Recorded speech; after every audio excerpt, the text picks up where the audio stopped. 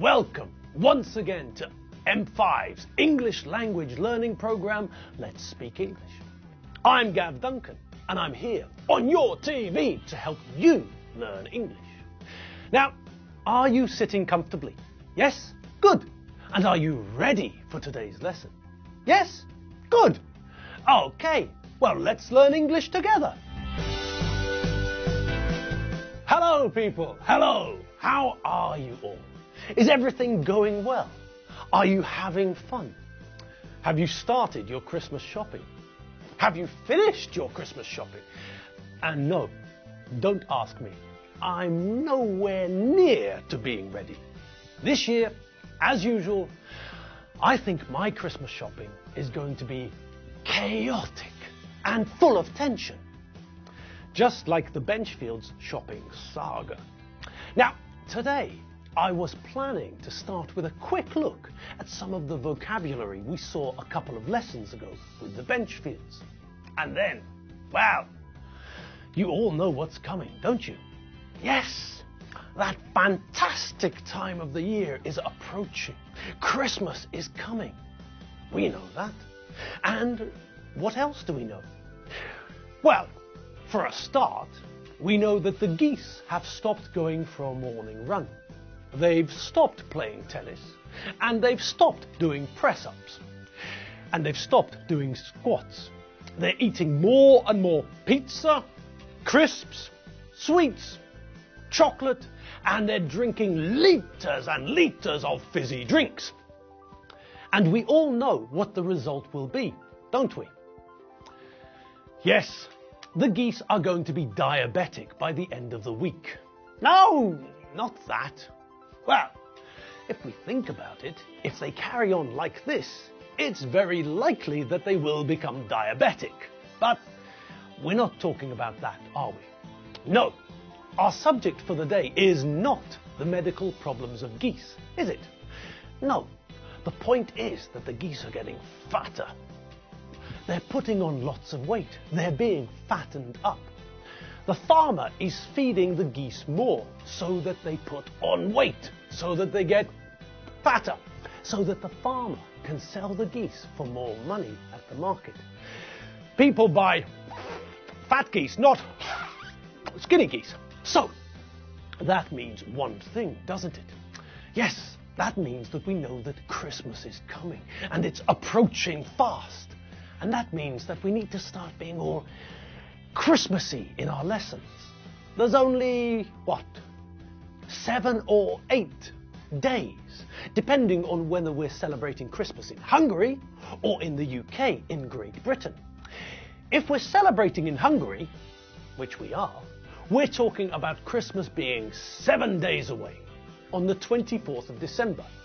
If we're talking about celebrating Christmas in the UK, then we've got an extra day. There, people celebrate Christmas on the 25th of December. Remember? So, let's see how far we get. First, some vocabulary from a few lessons ago, and then, then it's time to start the Christmas season. So, first things first, let's all have a butcher's at the vocabulary I'm talking about. Oh, but hang on, there's another word that we've seen before, but I don't think we ever talked about it. Butchers.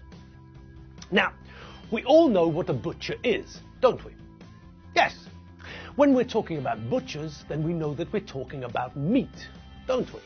Yes. Now, think about meat. Yes, that's meat. It's all red meat, I know. But we also know what white meat looks like too, don't we? Of course.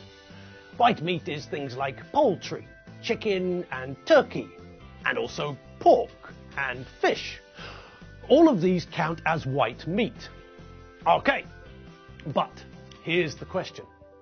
How do we get meat? Yes, that's right. We have to kill an animal to get meat, don't we? Yes. And when we talk about killing animals, then we normally use a different verb. We don't usually say that we kill an animal, especially if we're killing that animal for food. The verb we normally use is the verb to slaughter. Now, this is an okay word to use with animals. It's the normal verb that we use when we're talking about killing animals for food. And the other words connected to the idea of killing animals for food also have obvious connections to this verb. The place where animals are killed is an abattoir to the British, or alternatively, a slaughterhouse. The person who does the job is a slaughterman. Now, we sometimes hear the verb slaughter used with animals in a slightly different way. Sometimes we also hear the verb being used to talk about killing people.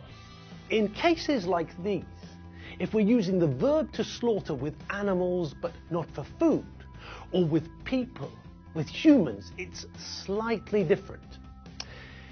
In that case, if I, for example, talk about slaughtering people, then the idea is that these people were killed or are being killed in a horrible way, normally in large numbers. We often hear on the news about unarmed civilians being slaughtered in countries where there's a war taking place, for example. So, the basic rule is this: use slaughter when we're talking about animals being killed for food. That's it. If slaughter is used to talk about other things, like killing people or killing animals in large numbers but not for food, then it's not a very positive verb. Still, I suppose that if we ask the sheep, cows, goats, chickens and other animals how they feel about it, they've probably got a different opinion anyway. All right, so we need to get back to the butcher. Now, as we've just learned, the man who kills the animals is the slaughterman. That man who works in the abattoir, he's the slaughterman. Now, in the abattoir, the animals are killed and their bodies are cut into pieces, big pieces. And then the meat is ready to go to the butcher. And did you notice that change? When the animal dies, it becomes meat. It's a cow, and then, when the slaughterman kills the cow, then it becomes beef. A sheep becomes mutton, and so on, like this. Calf, veal. Cow, beef. Lamb, lamb. Sheep, mutton. Pig, pork. Pig, bacon. Chicken, chicken. Turkey, turkey. Goose, goose. Duck, duck. Now, can you see anything strange about that list? Yes, that's right. Most of the names of the meat we get from animals are different from the names we use for the animals, but some of them are the same. We get lamb from a lamb. We get chicken from chickens, duck from ducks, goose from geese, and turkey from turkeys. Also, pigs provide us with two types of meat. They give us pork, and they also give us bacon. Now, I don't really understand this, but I had a look in my cookery book. It's a pretty old book. It's from 1966. But have a look at the bit which talks about pigs. So, I'm slightly confused, but that's okay. Now, where were we? Yes, the butcher. The slaughterman, or men, cut the meat into big pieces, and this meat is then delivered to the butcher. The butcher also cuts meat, but the butcher's work is more precise. The butcher takes a big piece of meat and cuts it into different cuts of meat. So, for example, he takes a big piece of dead cow and cuts it into different steaks or some other cuts of meat. That's the difference. The slaughterman kills or slaughters the animals and then cuts them into big pieces. And then the big pieces of meat go to the butchers. Then the butcher cuts the big pieces of meat into smaller pieces.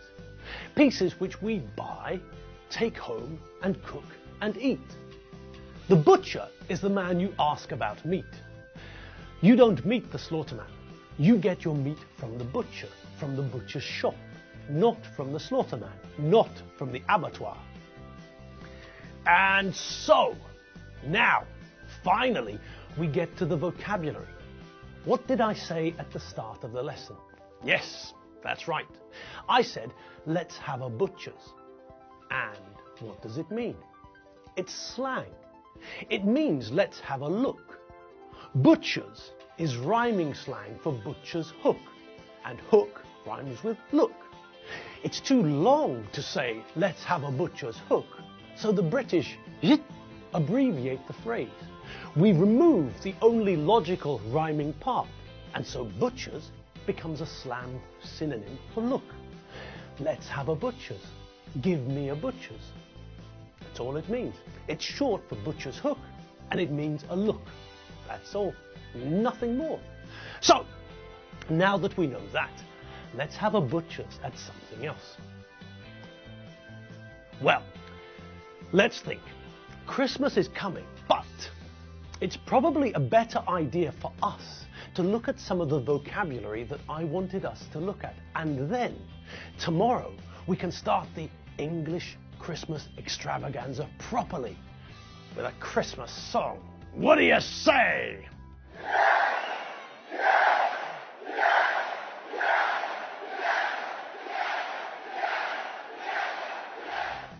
Now, one thing we need to look at is the word misleading. This word means that something has made you think the wrong thing. If we look at the verb to mislead, that verb means to give someone the wrong information so that they believe something which is wrong. Perhaps this is done deliberately. I know what I'm doing, and I know that I am giving you false information. But perhaps I'm misleading you by accident. My information is wrong, but I don't know that my information is wrong. Now, the interesting thing about the verb to mislead and the adjective misleading is the fact that we make the word using a prefix. Do you remember what a prefix is? We learned about prefixes a long time ago. A prefix is something we place before another word, something we put in front of another word to alter, change, or modify its meaning. Ages ago, we looked at the prefix anti. This prefix anti means against, and so if we put the prefix anti in front of another word, if we attach it to the front of another word, then we can change, we can alter, we can modify the meaning of the word. We have medicines, for example, which are anti-malarial medicines. These medicines work against malaria. We also have antibiotics, antiseptic, and anti-inflammatory. All of these things are used by doctors. They use antibiotics to fight infections. If something is antiseptic, it's free of disease. And if your doctor gives you an anti-inflammatory cream, it's a cream which works against inflammation.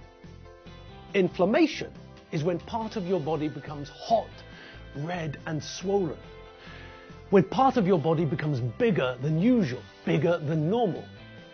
Look at this man's legs. One of his knees is inflamed. There is inflammation around one of his knees. His left knee is swollen. Maybe he hurt it when he was exercising, and now his knee has swollen up. There is some swelling around his left knee. His knee is inflamed. There is some inflammation around his left knee. His doctor will probably give him some anti-inflammatory medicine, maybe a cream or some pills, to reduce the swelling, to make the inflammation go away. So, to help the man's body fight against the inflammation, the doctor will prescribe some anti-inflammatory medicine. And, in the same way, the prefix mis is put at the front of a word to mean wrongly. Misdiagnose, for example. The doctor gets it wrong. He says that you've got a swollen knee, but you've got a broken nose. The doctor misdiagnosed your problem. Mismanage. The company director spends all the company's money at the casino. He mismanaged the money. He used the company's money badly and misleading. Information which is misleading leads you in the wrong direction. It gives you the wrong idea. The geese are getting fat, but it's not because they're eating more pizza than usual. It's because the farmer is fattening them up. And on that note, talking about fat geese, it's time for us to go. Yes, the lesson has come to an end, and it's time for us to go home, have a quick shower, and then rush out into the city to get some Christmas shopping done. So, I'll see you all tomorrow, and we'll start with a Christmas song. Not a carol this time. We might have time for a Christmas carol later this week. You remember what Christmas carols are, don't you? You know, a special song that people sing at Christmas. Last year, we looked at the Christmas carol, The 12 Days of Christmas. But tomorrow, we're going to look at something else. All right, have fun, have fun, have fun, and don't get stressed in the shops. I'll see you all later. And if you need to relax with some English, always remember www.mediaclick.hu. See you later. Bye.